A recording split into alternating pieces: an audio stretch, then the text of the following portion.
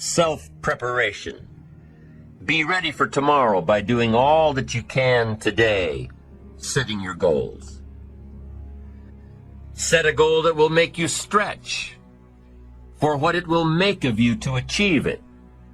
What a brand new reason for setting goals. What an all-encompassing challenge to have a better vision of the future, to see what it will make of you to achieve it. And here's why. The greatest value in life is not what you get. The greatest value in life is what you become. The major question to ask on the job is not, what am I getting here? The major question to ask is, what am I becoming here? It's not what you get that makes you valuable. It's what you become that makes you valuable. Set the kind of goals that will make something of you to achieve them. So there you have the two components of positive self-direction. Number one, self-knowledge, knowing who you are and what you want to do with your life. And number two, self-preparation, getting ready for the opportunities before they come your way. You need both aspects for positive self-direction. Figuring out who you are and what you want. And being prepared for the day you reach your goals. Being ready. Being worthy. Becoming the person you need to be in pursuit of what you want. What good is an opportunity if you're not prepared to take advantage of it? It's no good. Won't do a thing for you. Be prepared. Now here's what's called the self-knowledge acid test. Quickly, without thinking too much about it, quickly list your three most important long-term work-related goals. Is it a client you've been trying to sign for several months? Is it a major sale you've been trying to make? Is it a promotion? Is it a partnership in the firm? Quickly list your three most important long-term work-related goals. Achievements that you want to make. Achievements that will take a while to get. Write them down. Again, without thinking too much about it, quickly list your three most important personal and spiritual goals. Things that will make a difference in your personal life. What is it? What are the important goals in your personal and spiritual life? Is one of them making a conscious effort to exercise more, to eat better, to lose some weight, to get in shape? What are the three most important personal and spiritual goals that you have? Write them down. Doesn't matter what they are, just write them down. Now, take some time to really visualize what the achievement of these goals would look like. What does your future hold for you if you landed that big client? What does your future look like if you got that promotion? If you spent more time with your family? If you planned more outings with your spouse? What does your future look like? Really spend some time on this now. It's important stuff.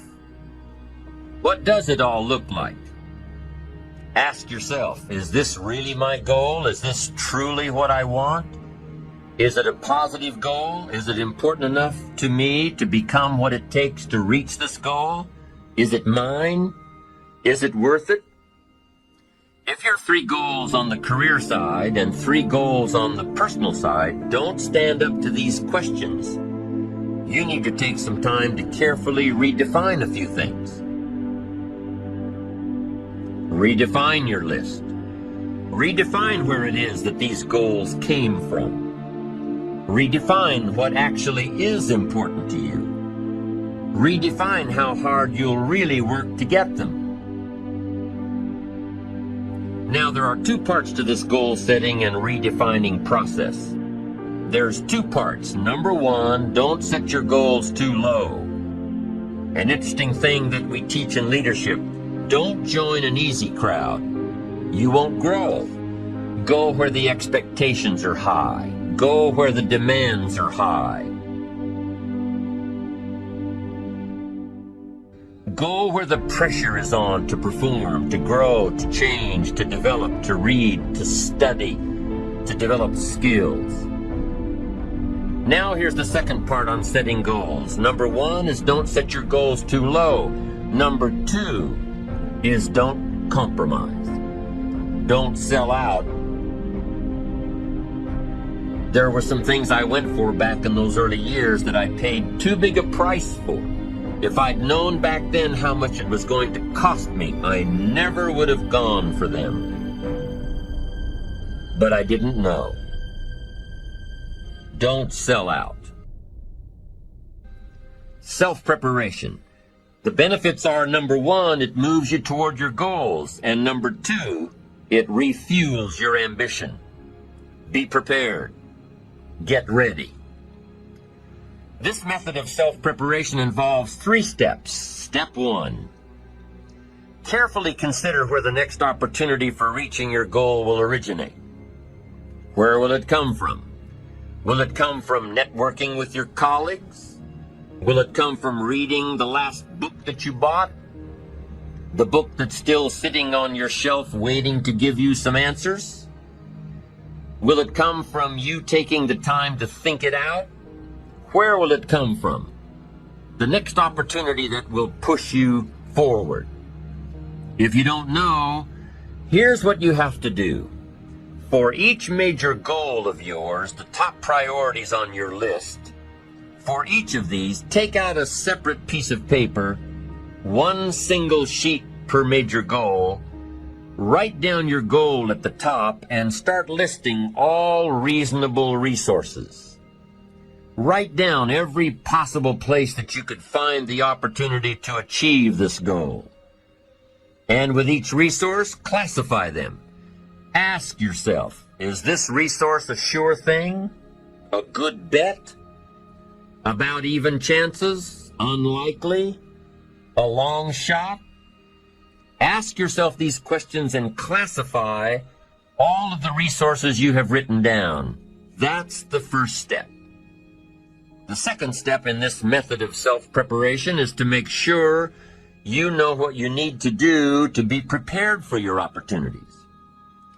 Take your sure things first. Figure out what you need to do to be prepared when they happen. Break down your preparation into concrete steps. Make sure that you know exactly what you have to do to take advantage of the opportunity when it comes your way. Let's say that one of the top priorities on your career list of goals is to get this new client. Let's take it 1 step further to say that on your resource list for this goal is to have a lunch meeting with a friend who just happens to be the mentor of the client you're going after. Is this friend of yours a sure bet on your resource list? Well, let's say he is. I mean, you know this guy is a tremendous consulting source for the client you want. The client you want really listens to the opinions and advice of your friend. So you're getting ready to have lunch with your friend. What do? You've got to make sure that you're up on all the knowledge and the industry data that will impress your friend. Make him realize that he knows someone who could benefit from your knowledge and your vitality and your spirit and your experience. Impress him. Impress him so much that he goes back to his friend, the client you're after, and tells this prospective client of yours that he needs to do business with you. Be prepared. Go through your entire list of goals and resources and classify them. Break each resource into concrete steps of preparation. Start by working on the sure bets first, and then move down the line. The long shots will come through every so often, but start with the resources that will serve you best now. Get ready for the opportunities before they come your way. Step 3 in the self-preparation method is to do all you can to make each opportunity more likely to happen. After you've determined what you have to do to get ready, to be prepared, after you've determined this, see what you can do to expedite the process. What can you do to increase the likelihood of this opportunity? Go over it and over it and over it. Use these 3 methods again and again as you assess where you are now and where you have to go next to keep moving toward the achievements that are most important to you. Step 1, consider your resources. Step 2, determine what you have to do to get ready. Step 3, expedite the opportunities. And by the way, this method of self-preparation works wherever you are in your journey, whether you're close to your goals or whether you're just starting your journey of self-direction. This method works. Have working knowledge to draw from. Continually work on yourself in preparation of where you want to be. Build a reservoir of thoughts and ideas and philosophies and experiences that are your own. Build, grow, change, get ready, be prepared. Be prepared for a life worth living. Now here are the 4 ifs that make life worthwhile. Number 1, life is worthwhile if you learn. Nothing worse than being stupid.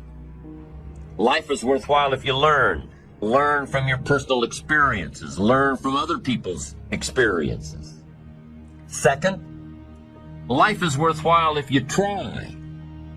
Now you've got to take what you've learned and see if you can try your hand at it. Someone says, well, you can't try, you have to do. No, you have to try. I put the bar up 2 feet and asked the kids who can jump 2 feet. I can, some say. I can't, some say. I don't know, some say. How are you going to know? You don't. You've just got to try. Just back off and run at it. How are you going to know if you don't try? Now, what if you knock the bar down? Does that mean you can't jump 2 feet? No. You have to what? Try it again. Of course, you have to try. Try it another way, but try. Try your hand at it. When the record book on you is finished, let it show your wins and your losses, but don't let the record book show that you didn't try. Next, life is worthwhile if you stay. You've got to learn to stay. Now, you don't have to stay forever. Just stay till you see it through. A guy builds a foundation and then he wanders off somewhere and builds another foundation. He's got these foundations scattered all across the country. I mean, no walls, no roofs, just a bunch of foundations. Not a good reputation. Stay. You don't have to stay forever. Just stay to finish something. Don't fall into the trap of less than refined sophistication. Stay till it's over. The 4th if that makes life worthwhile. 1 is if you learn, 2 is if you try, 3 is if you stay, and 4th if that makes life worthwhile is if you care. Caring is a unique human experience that is so vital and so powerful and so all-encompassing and so far-reaching. If you care at all, you'll get some results. If you care enough, you can get magnificent results. To lead a life worth living, you've got to learn, you've got to try, you've got to stay, and you've got to care. Develop your positive self-direction. Do these things we've discussed. Remember the 4 ifs, and you're on your way to building a life worth living. Second principle of building ambition is self-reliance. Number 1 is self-direction. Number 2 is self-reliance. Taking responsibility for your own life. Taking responsibility for whatever happens to you. Knowing that you have consciously made the decisions that are now affecting you. Knowing that what is happening now, today, is the direct result of your activity, what you did yesterday. Self-reliance is basically counting on yourself. Now, being self-reliant doesn't mean you can't work with others or trust others. Self-reliance means counting on yourself, trusting yourself, being confident with yourself, being responsible to yourself, trusting your own instincts, trusting the conclusions that you have developed from your study of experiences and philosophies, taking the credit that is due you, learning from the mistakes that you have made, being self-reliant. Gestalt psychologists give an example of being self-reliant. They say that you're responsible for getting caught in the rain. They say that by deciding not to carry an umbrella every day, you have made the decision to endure an occasional drenching. Translation: by not being prepared, you make the choice of getting caught in some of life's unpleasant circumstances. Be they rain, failures, economic losses, relationship losses, professional losses, personal losses. By not being prepared, thinking ahead, it's your choice. Now here's the other side of it. By being prepared, you increase your chances of success. You increase the likelihood. By being prepared, you increase your chances of success, of seizing opportunities when they come your way, of being ready within yourself to take advantage of once-in-a-lifetime situations. Some people tend to blame others for their mistakes, blame others for their failures. Somebody says, it's not my fault the report isn't done. So-and-so didn't do their part. Of course it's your fault. It's your report too. It's your responsibility to see that everyone you delegated work to does their part. Now, you can't control what others around you do, but it's in your own best self-interest, your enlightened self-interest, that you stay on top of things, especially if it's going to affect your future. You think your boss cares that John didn't do his part? You think he sees John as the bad guy? Of course not. All he sees is that the report isn't done, bottom line. Be responsible for the things that affect you. You can make sure you're more responsible by checking in with those people who are working with you, the people who make up your team. You can be more responsible by saying, hey, John, how are you doing with your part? Do you need some help? Can we put somebody else in here to help you finish? Now, if John consistently doesn't handle his part, you've got to replace John. If he isn't doing his share, you've got to find somebody that will. Or what? It will negatively affect you. You can't wake up in the morning that the project is due hoping and wishing that John has done his part. No, you've got to be responsible because it's going to affect your career too. Now, my approach to my better future very early on in my career was to just go through the day with my fingers crossed. And I used to say something like, I sure hope things will change for the better. Then here's what I found out. They're not going to change. Somebody says, well then, how will my life ever change? Answer, when you change. When you change, when you get better, it'll get better. If you change, it'll all change. Don't put it on someone else. Hope that someone else will change it for you. Take responsibility for yourself. Take personal responsibility. You can't change the circumstances or the seasons or the wind, but you can change your reading habits. You can change whether or not you go for the skills, burn the midnight oil, turn yourself around, multiply your value by 2, 3, 5, 10. That you've got charge of. That you have control of.